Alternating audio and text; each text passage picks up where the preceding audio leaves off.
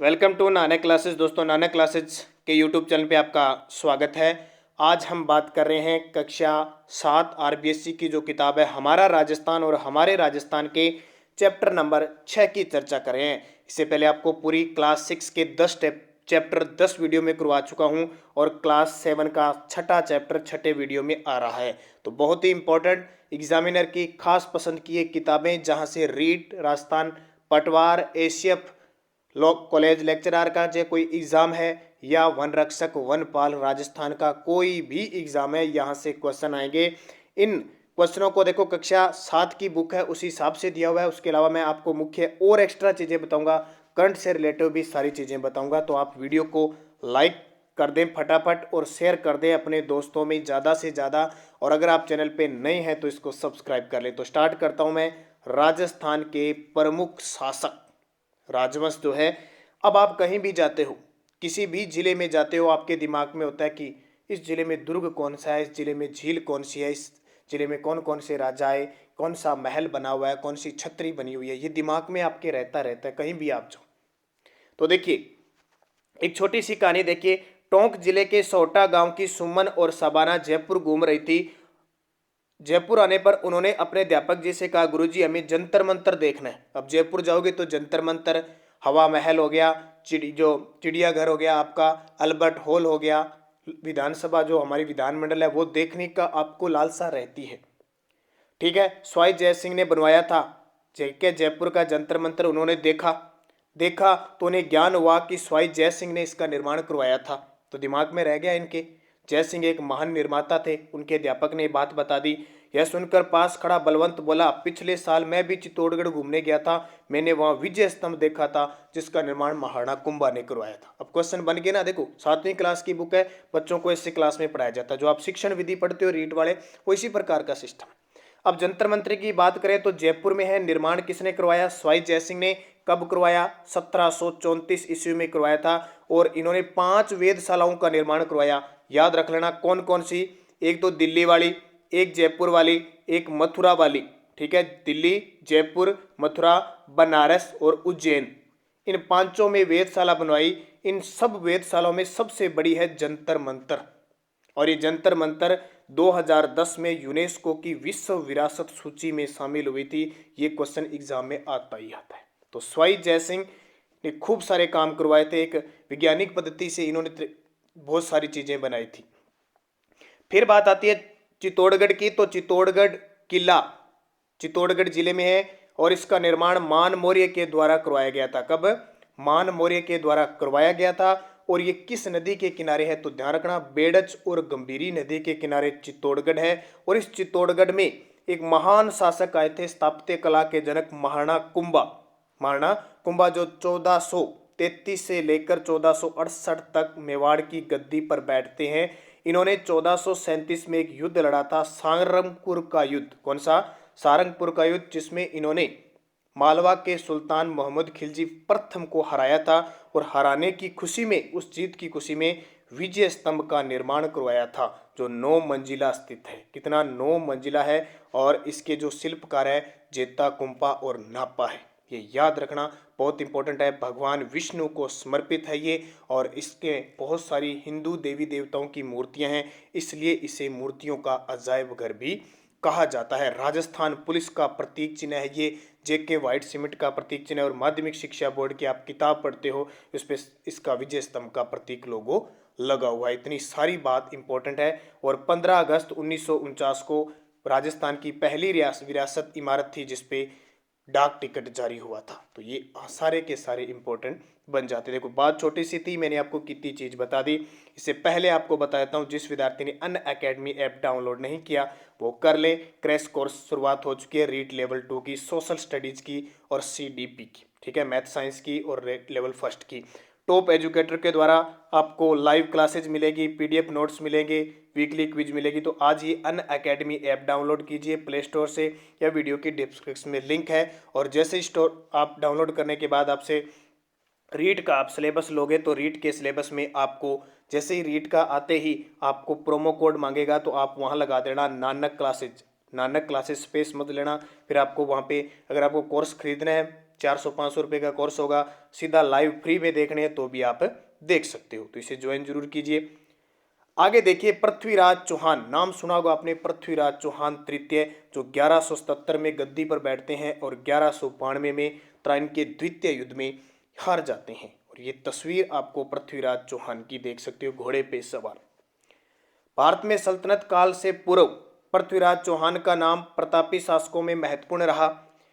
उनके पिता का नाम सोमेश्वर था और माता का नाम कर्पूरी देवी। ये बहुत बार एग्जाम में कर्पूरी देवी को पूछा गया है, क्योंकि पिता की मृत्यु के बाद जब पृथ्वीराज चौहान गद्दी पर बैठे, महज 10 से 11 साल के थे, तो इन्हें इतना ज़्यादा अनुभव नहीं था, तो इसलिए ये राजकाज किसने चलाया था? कर्पूरी देवी ने चलाया था। इसलिए कर्पूरी देवी दिल्ली के आनंगपाल तोमर की पुत्री थी। तो पृथ्वीराज जब अल्पायु के थे तो इनके पिता की मृत्यु होगी और संरक्षिका कौन बनी? कर्पूरी देवी, बता दिया मैंने। किंतु निकट के संबंधियों ने इसका लाभ उठाना चाहा और बीच में ही क्या है, आंतरिक स्थिति पैदा हो गई युद्ध की। पृथ्वीराज चौहान में योग्य प्रशासक, वीर और साहसी योद्धा और सेनानायक आदि गुण विद्वान थे। विद्यानुरागी पृथ्वीराज को 6 भाषाओं का ज्ञान था, 6 भाषा। विद्यापति गौड़, वागीश्वर, जननायक, जयानक, विश्वरूप जनार्दन, चंद्र बरदाई, पृथ्वी भट्ट जैसे लेखक व कवि इसके दरबार की शोभा बढ़ाते थे। यानी चंद्र बरदाई तो आपने सुना होगा कि राजपूतों की उत्पत्ति पृथ्वीराज रासो, चंद्र बरदाई का ग्रंथ है, पृथ्वीराज रासो के अनुसार अग्निकुंड से हुई थी। ये पृथ्वीराज के मित्र भी थे और लेखक भी थे। पृथ्वी भट्ट को चंद्र बरदाई के नाम से भी, इसी का नाम पृथ्वी भट्ट और चंद्र बरदाई है, लेकिन अलग अलग दे रखा है। विद्यापति गौड़, ये याद रखना, एग्जाम में सीधा सीधा आते हैं और ये तो आपको पढ़ना ही है। पृथ्वीराज रासो की रचना कवि चंद्र बरदाई की द्वारा की गई थी। तो ये क्वेश्चन आपके लिए इंपॉर्टेंट है। रीट और वन रक्षक वनपाल तो यहां से क्लियर रूप से पढ़ के जाना ये सारी चीजें। फिर एक बड़े शासक आते हैं, ध्यान रखना, मैं आपको यहाँ पे बता देता हूं कि पृथ्वीराज चौहान ने 2 बड़े युद्ध लड़े। त्राइन का प्रथम युद्ध मोहम्मद गोरी के साथ, जिसमें वो जीत गया। त्राइन का द्वितीय युद्ध, जिसमें मोहम्मद गोरी से हार गया और गोरी ने भारत में मुस्लिम साम्राज्य की स्थापना की। तो भारतीय इतिहास में सबसे निर्णायक युद्ध माना जाता है त्राइन का द्वितीय युद्ध। यहाँ से इतने दिन जो हिंदुस्तान के शासक हिंदू हुआ करते थे, अब कौन बनने लगे? मुस्लिम। और उसके बाद में दिल्ली सल्तनत, मुगल वंश, और ये स्टार्ट हो गई। और ये एक बड़ा शख्स महाराणा कुंभा 1433 से 1468 ईस्वी तक, इसको तो याद रखना, यहाँ से क्वेश्चन आता ही आता है। आपके सिलेबस में हो न हो, इन किताबों से क्वेश्चन आता है। पहले तो पूछा जाता है किस वंश का था? सिसोदिया वंश का। कुंभा का जन्म 1417 ईस्वी चित्तौड़गढ़ में हुआ। अब कई जगह 1423 में भी दिया होता है, तो इसमें कंफ्यूजिंग मत होना कि कभी भी जन्म एग्जाम में नहीं आता, चित्तौड़ में हुआ, ये याद रखना। महाराणा कुंभा 1433 में मेवाड़ के राज सिंहासन पर बैठे, गद्दी पर बैठ गए। शासक बनते ही महाराणा कुंभा को कई कठिनाइयों का सामना करना पड़ा। कुंभा की राजनीतिक उपलब्धियों में उसने बूंदी, गागरोन, सिरोही, वागड़, विजय, मेवाड़, मारवाड़, मैत्री प्रमुख थे। इन क्षेत्रों को इसने जीता था, किसी के साथ समझौता भी किया था। ध्यान रखना, राजस्थान इतिहास का युग पुरुष किसे कहा जाता है? महाराणा कुंभा को। राजस्थान में स्थापत्य कला का जनक किसे कहा जाता है? कुंभा को, क्योंकि इसने मेवाड़ या राजस्थान के टोटल 84 दुर्गों में से 32 दुर्गों का निर्माण अकेले किसने करवाया था? महाराणा कुंभा ने करवाया था। और यहाँ तस्वीर देख सकते हो, मैंने आपको बताया विजय स्तंभ, 9 मंजिला विजय स्तंभ। कुंभा के व्यक्तित्व में कटार, कलम और कला की त्रिवेणी थी। यानी कि कोई दुश्मन आता था उसको खत्म करता था, और कलम, ऐतिहासिक चीजें बहुत सी, इसने खुद ने बहुत सारे ग्रंथ लिखे थे, बहुत सारी उपाधियां थी, और कला तो थी। सांस्कृतिक दृष्टि से यह काल मेवाड़ के इतिहास में स्वर्ण युग कहते हैं। मेवाड़ में 84 दुर्गों में से 32 दुर्ग, कई बार राजस्थान कहा जाता है, आपको याद रखना 84 में से 32 दुर्ग अकेले कुंभा ने बनवाए थे। कुंभा ने अचलगढ़ दुर्ग जो सिरोही में है, बसंती का दुर्ग जो सिरोही में है, बोमठ जो बाड़मेर में है, मचान ये भी सिरोही के अंदर है, कुंभलगढ़ दुर्ग राजसमंद में, और चित्तौड़गढ़ के दुर्ग में विजय स्तंभ का निर्माण करवाया था इसने। चित्तौड़गढ़ में क्या करवाया था? विजय स्तंभ। कुंभा महान संगीतकार भी थे। उनके द्वारा रचित संगीत के ग्रंथों में संगीत राज, संगीत मीमांसा, सूड प्रबंध, ध्यान रखना तीनों ही संगीत पर आधारित ग्रंथ थे। क्वेश्चन आता ही है संगीत राज निम्न में से कौन सा कुंभा का संगीत ग्रंथ नहीं है? तो तीनों याद रखना, संगीत राज, संगीत मीमांसा और सूड प्रबंध। चौथा आ जाए तो वो नहीं था। कुंभा ने जयदेव रचित गीत गोविंद पर रसिक प्रिया टीका की रचना की थी और चंडी शतक की भी टीका लिखी थी। अब आज गीत गोविंद पर रसिक प्रिया टीका लिखी कुंभा ने और चंडी शतक की टीका भी लिखी। महाराणा कुंभा ने महाराजा धीराज राय रायन, महाराणा, राजगुरु, दानगुरु, हालगुरु, परम गुरु, चाप गुरु आदि उपाधियां धारण की थी। अश्व गुरु, नरपति, बहुत सारी उपाधियां। ठीक है, जितनी भी उपाधियां बड़ी बड़ी है सब उपाधि महाराणा कुंभा ने धारण की थी। ये एक बड़े शासक। अब देखिए इससे भी एक बड़े शासक महाराणा सांगा 1509 में गद्दी पर बैठते हैं और 1528 में इनकी मृत्यु होती है। राणा सांगा देख सकते हो, इन्हें संग्राम सिंह फर्स्ट कहा जाता है वैसे। और ध्यान रखना, जब ये मेवाड़ की गद्दी पर बैठे 1500 में, उस समय दिल्ली का जो सुल्तान था वो सिकंदर लोधी था, ये याद रखना। राणा सांगा का वास्तविक नाम संग्राम सिंह था और इनके पिता थे रायमल। इनके शासनकाल में मेवाड़ अपनी शक्ति के चरमोत्कर्ष पर पहुंच गया। इन्होंने सभी राजपूत राज्यों को संगठित कर उन्हें एक छत्र इकट्ठा किया था। महाराणा सांगा पराक्रमी योद्धा थे। उन्होंने दिल्ली, गुजरात, मालवा मुगल बादशाहों के आक्रमणों से अपने राज्य से की बहादुरी से रक्षा की थी। उनके शरीर पर 80 घाव थे। एक पैर नहीं था इनका, एक हाथ नहीं था और एक आंख नहीं थी और 80 घाव थे। इसलिए कर्नल जेम्स टॉड ने, जो राजस्थान के इतिहास का पिता है, इसने क्या कहा, इसने कहा सैनिकों का भग्नावशेष। इन्होंने युद्ध कौन से लड़े, ध्यान रखना, इन्होंने जो युद्ध लड़े थे वो बहुत इंपॉर्टेंट है। सबसे पहले इन्होंने युद्ध कौन सा लड़ा, इब्राहिम लोदी के साथ 2 युद्ध लड़े इन्होंने। इब्राहिम लोदी के साथ 2 युद्ध लड़े 1517 में और 1518 में। 2 युद्ध इब्राहिम लोदी के साथ, ठीक है, युद्ध लड़े। दोनों ही ध्यान रखना इंपॉर्टेंट युद्ध है। एक तो बाड़ी का युद्ध है, बाड़ी कहां पे, बाड़ी है कोटा के अंदर, बाड़ी का युद्ध। और एक युद्ध इन्होंने और लड़ा था, 2 युद्ध लड़े थे। और एक इन्होंने गागरोन का युद्ध लड़ा था। गागरोन का युद्ध 1519 में महमूद खिलजी द्वितीय के साथ लड़ा था। फिर जो निर्णायक युद्ध आता है, बयाना का युद्ध लड़ा बाबर के साथ। बयाना का युद्ध 1527 में, ठीक है, 16 फरवरी 1527 में, जिसमें इसने बाबर को हरा दिया। लेकिन इसके बाद युद्ध आता है खानवा का युद्ध, जो 17 मार्च 1527 को होता है और इसमें बाबर जीत जाता है, राणा सांगा हार जाता है और यहाँ से मुगल वंश की वास्तविक स्थापना हो जाती है। तो ये राणा सांगा थे। इनकी मृत्यु 1528 में कालपी, जो बसवा दोसा है, कालपी यहाँ पे बसवा दोसा में हो जाती है। और इनको कहाँ ले जाया जाता है, कालपी मध्य प्रदेश में ले जाता है, जहाँ वह मृत्यु हो जाती है और इनकी छतरी वापस दौसा में बनी है। मालदेव 1532 से 1562, ये भी राठौड़ वंश के बहुत बड़े शासक थे, जोधपुर के। मालदेव राठौड़ वंश के राव गांगा के ज्येष्ठ पुत्र थे।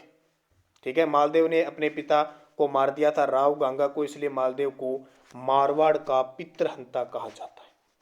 मालदेव स्वतंत्रता प्रेमी और महत्वाकांक्षी था और अनेक युद्धों में इसने विजय हासिल की थी। अपने काल में कुल 52 युद्ध किए थे इसने, शौर्य युग कहते हैं। राव मालदेव के शासन को मारवाड़ का क्या कहते हैं, शौर्य युग।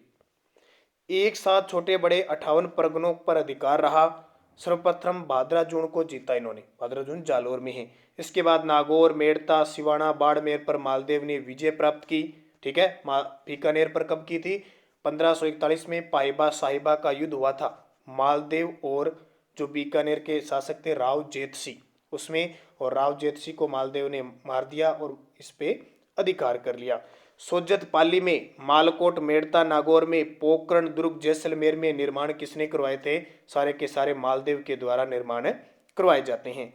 1562 में मालदेव का देहांत हो गया। मालदेव के फारसी इतिहासकारों ने हसमत वाला शासक यानी ताकतवर नाम से पुकारा है।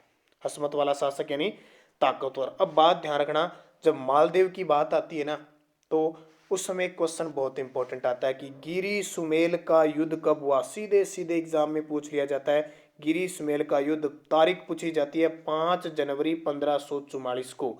किस किस के बीच, गिरी सुमेल पाली में है, मालदेव और उस समय दिल्ली का सुल्तान था शेर शाह सूरी, इन दोनों के बीच युद्ध होता है। और इस युद्ध में बड़ी मुश्किल से शेर शाह सूरी जीत पाता है और कहता है एक बात कि युद्ध जीतने के बाद कहता है कि मैं मुट्ठी भर बाजरे के लिए हिंदुस्तान की बादशाहता खो देता, इस युद्ध में, गिरी में। तो ये मालदेव इसलिए बहुत प्रसिद्ध हो जाता है। और अब तो आप जानते ही होंगे, महाराणा प्रताप 1575 से 1597 ईस्वी, बहुत इंपॉर्टेंट युग पुरुष, वीर शिरोमणि, मेवाड़ केसरी, हल्दी घाटी का शेर महाराणा प्रताप। महाराणा प्रताप उदय सिंह के ज्येष्ठ पुत्र थे। इनका जन्म 9 मई 1540 को कुंभलगढ़ में हुआ। कुंभलगढ़ में एक छोटा सा दुर्ग है कटारगढ़। कटारगढ़ के अंदर एक बादल महल है और बादल महल के अंदर एक जूनी कचहरी है। वहां पे 9 मई 1540 को ज्येष्ठ शुक्ल तृतीया को जन्म हुआ था। इनकी माता का नाम जयवंता बाई था। ये क्वेश्चन बहुत आता है। इनका राज्याभिषेक 28 फरवरी 1572 को हुआ। कब?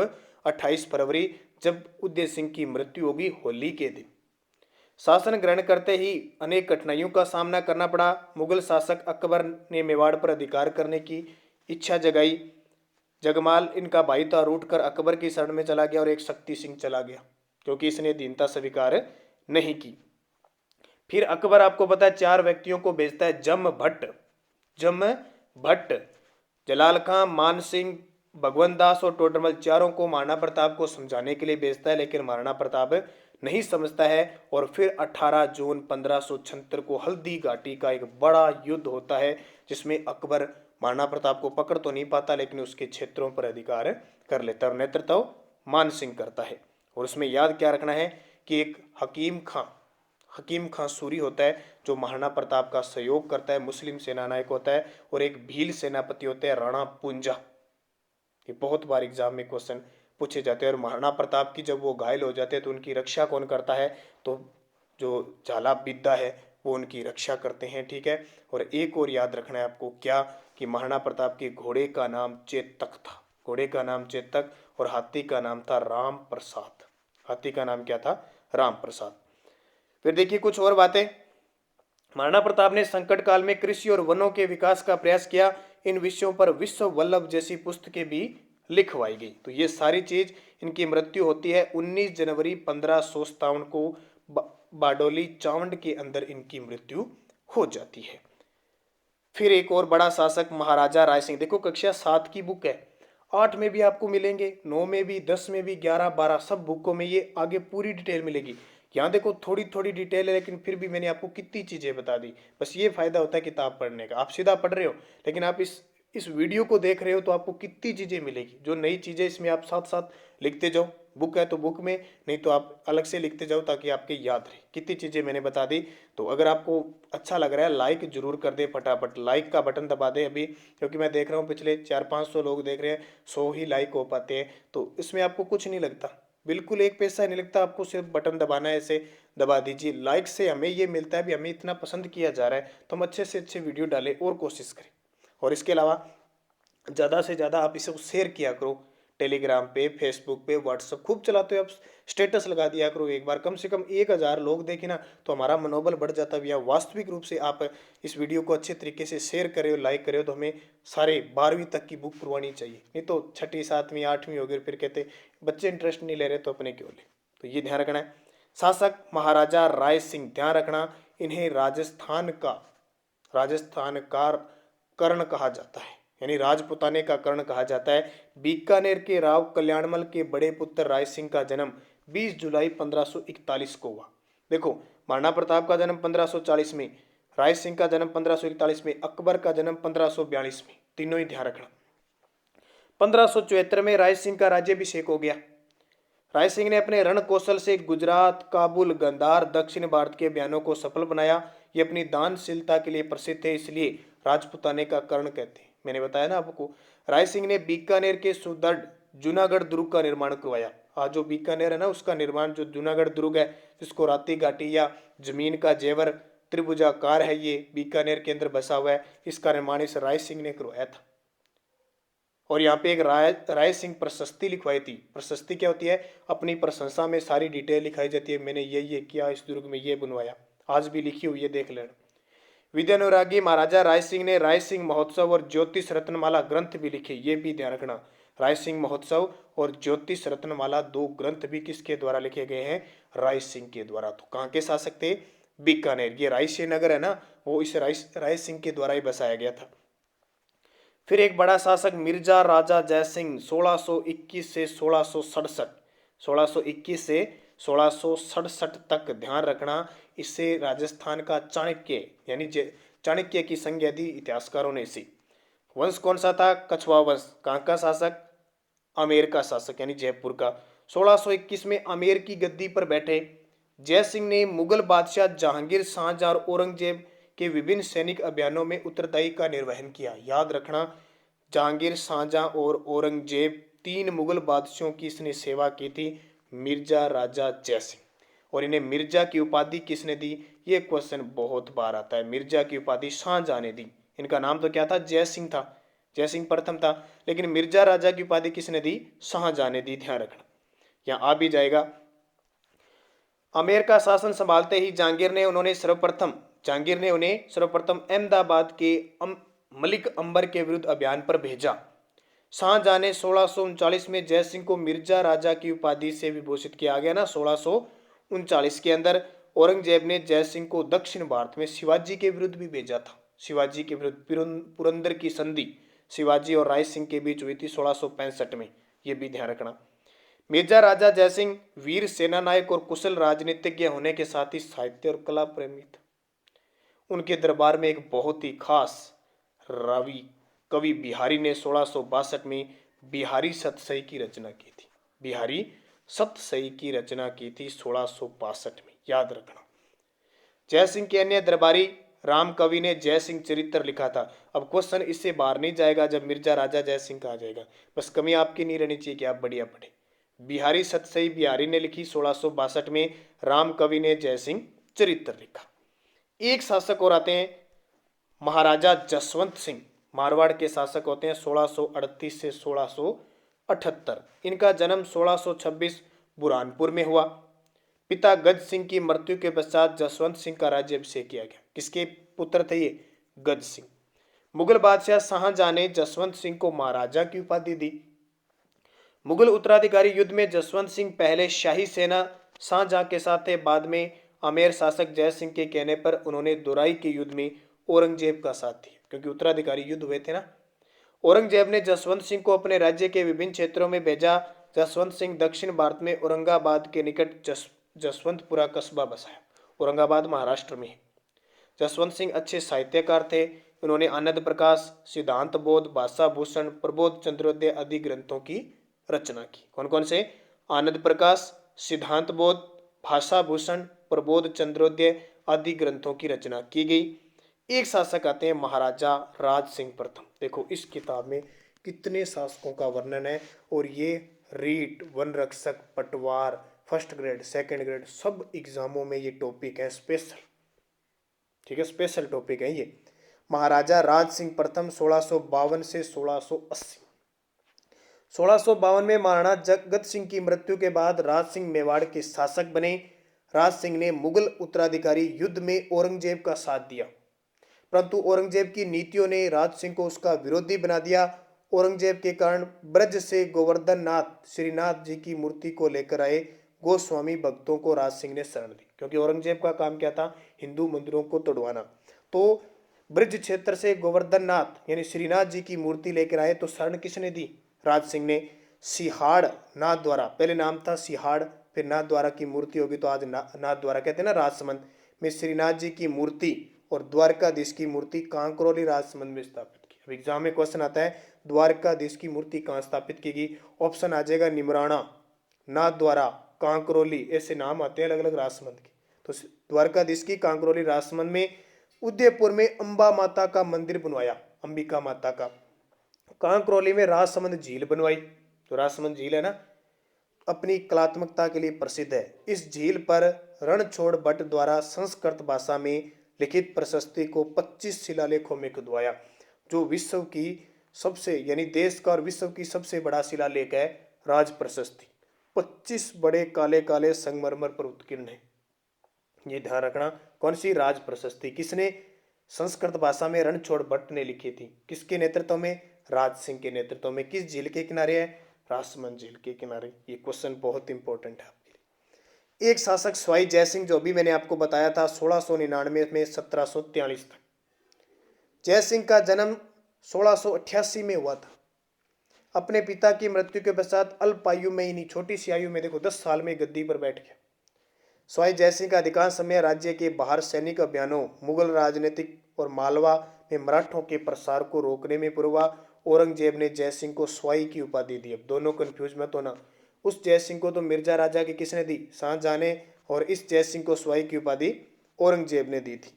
अब ये देखिए, मैंने आपको पहले जंतर मंतर बताया था, ये रहा जंतर मंतर, कभी जयपुर जाओ तो देख के आना। इसने देखो बहुत सारे काम किए थे, नक्षत्र गणित और ये काम किए थे, और जयपुर को राजधानी बनाई थी। ये याद रखना, जयपुर को राजधानी किसने बनाई, तो 18 नवंबर 1727 को किसके द्वारा, 18 नवंबर 1727 स्वाई जय सिंह ने जयपुर को राजधानी बनाई। और आज भी जयपुर राजधानी है। आपने राजस्थान एकीकरण का चौथा चरण पढ़ा होगा, पी सत्यनारायण समिति की सिफारिश पर जयपुर को चौथे चरण में शामिल किया गया था और आज भी राजधानी है। और अभी जयपुर के प्रकोटे को 2019 में जंतर मंतर यानी 2019 में यूनेस्को की विश्व विरासत सूची में शामिल किया है। ये सारी चीजें आपको याद रखना है। 1725 में नक्षत्रों की गणना करने के लिए एक शुद्ध सारणी का निर्माण करवाया, जिसका तत्कालीन मुगल बादशाह के नाम पर जिज मोहम्मद शाही रखा गया। उस समय मोहम्मद शाह मुगल बादशाह थे, जिज मोहम्मद शाही नाम रखा। स्वाई जय सिंह के समय में ज्योतिष विद्या पर जय सिंह कारिका नामक ग्रंथ लिखा गया।